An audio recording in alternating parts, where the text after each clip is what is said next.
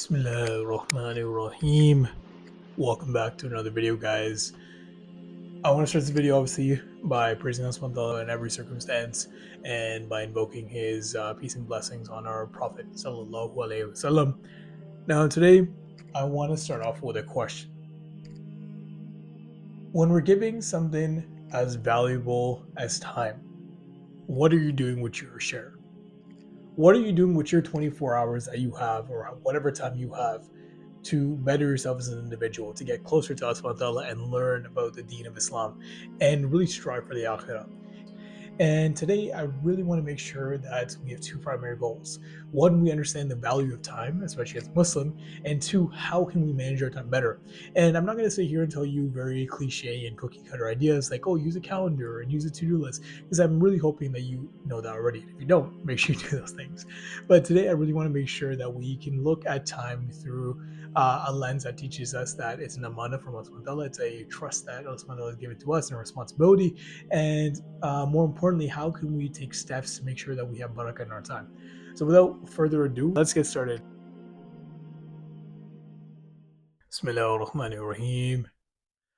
والعصر إن الإنسان لفي خسر إلا الذين آمنوا وعملوا الصالحات وتواصوا بالحق وتواصوا بالصبر. What is a more profound way to learn the value of time than through the Quran? Time is a resource that is so valuable that Allah SWT swears by it. A valuable resource that many of us waste. It's actually reported in many hadith, one of which I know is that the Prophet ﷺ told us that no one or mankind wastes no other resource more than their health and free time. What I want to start off with is really talking about the value of time. Time is something, just like our bodies, is something that is an amana from Allah subhanahu wa ta'ala for us. Just like our bodies is an amana, we need to make sure that we take care of it by exercising, by sleeping right, by eating right. We need to make sure that we take care of the time that Allah subhanahu wa ta'ala has given us on this dunya. Because we know that this dunya is temporary. And we should be making sure that we try to maximize the time we spent in ibadah and by focusing on connecting with our creator. But oftentimes we feel that we don't have enough time. That's an excuse that all of us have made. I'm assuming it because I'm guilty of it too. And I'm here to tell you that's not a valid excuse. The reason I say that is because when we talk about our previous videos and we talk about intention, it's very important that when we value something, we plan for it and we make sure we use it properly. If I say I don't have time and I spend 8 hours on YouTube or 8 hours on Instagram or 8 hours on TikTok, it's not a matter of time, it's a matter of priorities, right? And that's what I want you guys to understand. We need to make sure we're prioritizing our time, as it is a very valuable resource. So if you've seen any of my previous videos, I talk a lot about the importance of Salah in our lives as Muslims, what makes us Muslim in general, and having khushu in Salah is also very important too, and I'll talk about that in future videos, and I've talked about in past videos as well. But I want to talk about Salah in a little bit of a different manner today, and I want to use it as a tool for us to manage our time better. As we've already established, time is something that's very, very important for us, and it's something that, once again, is an amana from Allah subhanahu wa ta'ala for us, and therefore we should make sure that we take care of our time, because it is something that allows us to connect with our creator, and it's something is a very valuable resource as well. When I talk about Salah being a tool, obviously Salah is very important in general as well, but I want to make sure that you can use it in a way that's applicable for you. Once you've established your Salah and you're able to pray it on time with khushu, I want you to think of Salah as time anchors in your life. And now, what do I mean by it? You're like, what is this guy talking about? What's a time anchor? A time anchor is something that I use in my life because my organization is not great. Sometimes I slip up, right? That we're human. We make mistakes. And something I can fall back on is my Salah. Because my Salah is what's going to structure my day for me. By using Salah as time anchors, we can really kind of break up our day. If you start your day with Fajr, then you have Zohr, Asr, Maghrib, and Isha. You have a lot of time between the salahs. Obviously, depending on different salahs, there's different amount of time. But because of that, you can break up your day and actually get more done by not even having to worry about soft blocking your day for salah. Rather, when you structure your life around salah, you're going to have success, inshallah. I won't give my personal schedule, but I'll give an example for breaking up your day. Maybe you are a student And as a student, you have a hard time studying because you feel that once you get in the flow, you get interrupted by something else. Well, let's just say you start your day with Fajr, and right after Fajr, you're like, hey, from Fajr to Zohr, I'm just going to study. Obviously, you might have low time and breaks here and there, whatever it may be, using the Pomodoro method, whatever it may be. But between Fajr and Zohr, you decide to study, and now you might just be done for the day. That's amazing. Maybe you want to start a little bit after, I don't know. And then, once that's done, between Zohr and Asr, you're like, hey, I got some time to chill. Maybe I'll just relax. Maybe I'll just use this time to work out, right? And that's another thing. And then between Asr and Maghrib, you're like, hey, I have a little bit of time right now. Let me do some Quran study, whatever it may be. Now, this is just an ideal schedule. Obviously, things change. People have jobs, people have volunteer obligations, people have different familiar obligations. But the point I'm trying to make is that you need to take responsibility. You need to take responsibility, and you need to own up, and you need to use a structure in your life. I'm not asking you to make a to-do list. I'm not asking you to soft block your day. I'm not trying to give you a full planner. I'm just telling you, use what you already have to take control of your life. And this takes me to a very important point next. Whenever you do anything in life, think about this one hadith. The Prophet ﷺ tells us, the actions of a believer are judged by their niyyah, by their intention. So think about the schedule I just told you. Studying after Fajr, working out, learning about the Sirah, learning about Quran, learning about Hadith, and so on. Those three things, even just look at working out, for example, something so trivial that most of us do. That can be used as a form of worship if the intention is right. If the intention, hey, this is an amana from Allah subhanahu wa ta'ala, I'm going to work out because I want to be a better Muslim and be able to take care of my body and use this and fulfill the trust that Allah subhanahu wa ta'ala has given me with my body. So that time you spend has so much barakah in it because you're literally working out for the sake of Allah subhanahu wa ta'ala. When you're studying, maybe you're studying to become a doctor or some other profession, you're studying to help people out. When you save a life, that's equivalent to saving all of mankind. We've been told this in the Quran as well. If you study for the sake of Allah subhanahu wa ta'ala, you're going to get barakah in your life there too. And that goes with everything, whatever you may be doing, whether it be engineering, whatever it may be, maybe you do construction, whatever it may be. You need to have the right intention going in. Because if your intention is going in, then you're going to have barakah on your time. And automatically, you're using your time better because of that, even if you're doing the same thing. Just to wrap all the ideas together. Use your Salah as time makers so that you have a clear structure for the day. And make sure that your intention is pure when you're going to anything. Because when your intention is pure, you're going to have barakah in that. And you'll be rewarded for that for the same time you would spend doing anything else.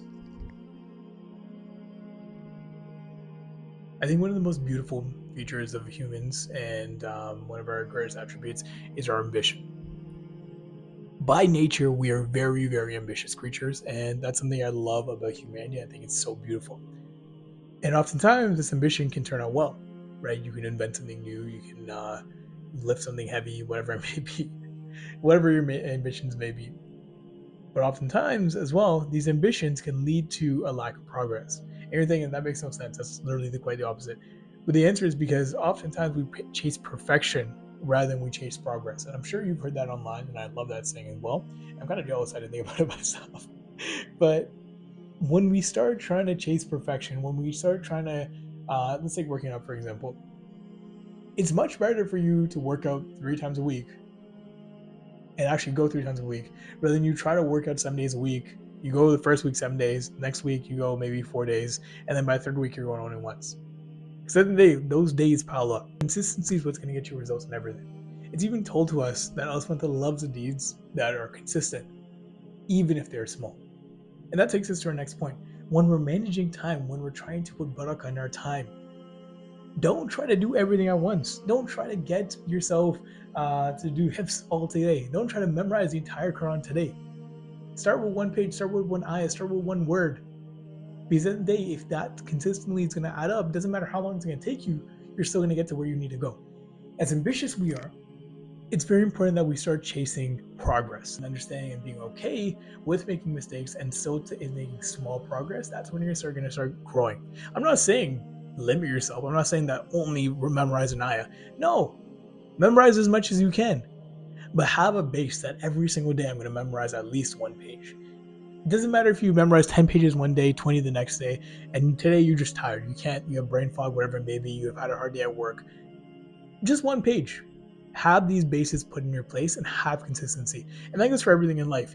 Even if you have, for example, a workout program and it's very rigorous, it has boxing, badminton, weights, calisthenics, cardio, whatever it may be. A great way for you to progress is by having a routine, one that you can stick with consistently, but two, having systems put in place. For example, if you don't have access to all the machines, do you have an adaptable way to kind of get over that and do a body weight workout, right? So these are things that you can really imply, because the key thing here is consistency. The key thing is consistency, and that's how you're going to put butter on your time. Asman tells us this, and we need to trust that. I was having this conversation with my friend, an actual friend, not Ramadan this time. Brought up the fact that oftentimes we are victim to our surroundings. He's not talking about physical surroundings. Obviously, you should try to keep yourself in clean surroundings, and surroundings that are going to do khair for you and make sure that you are putting yourself in the best position. But he means virtually on your phone. The environment we're in shapes who we are, but we shouldn't be a victim to the environment. That shouldn't be an excuse for us not to get better. When you take out your phone every single time and you look at it and you just have to school for just 5 minutes, and that 5 minutes turns into an hour, 2, 3, 4, 5, whatever it may be, you're becoming a victim of your surroundings by environment. If you're not, one, registering that as something being bad by doom scrolling Instagram or TikTok or YouTube, whatever it may be, I don't know if you watch YouTube Shorts, it's by not acknowledging that that's a problem is the first kind of main hurdle you have to go over, because that's time spent, or that's time wasted. I can't even say it's time spent, it's time wasted. You need to take action. You need to take responsibility. The time of you being a child and being like, oh, I want to blame this, I'm going to blame that, it's my phone, it's society, it's my friends. Bro, on the day of judgment, it's just going to be you. It's going to be you by yourself. And you won't have these excuses. So I need you to take responsibility. I need you to focus. I need you to lock in. Because all these excuses, they're just excuses. They're just words. You need to take responsibility. You need to make a positive change in your life. Because at the end of the day, when you're standing on the day of judgment, Allah is going to ask you what you did with your time. What did you do with your time? Did you get closer to your Lord, or did you waste it? You need to have a plan of action. You need to focus. You need to stop wasting your time, because this time, this valuable resource that we have, is not infinite. Your time with this world is finite. You need to understand that. And that's why I'm urging you to take action now. Turn off this video and take action now. I'm not asking you to read the entire Quran tonight. I'm asking you to read one word. I'm asking you to read one letter. Because inshallah, by the will of Allah, you will start compounding these kind of habits that you have. So turn this video off. It's over. We're done. Take action now. Take action now. And I pray Allah makes us those who take action and do not sit idly and waste our time. I had one more point to talk about, but this is it. Take action. Close this video. Go read some Quran. Pray your Salah. Let's do this.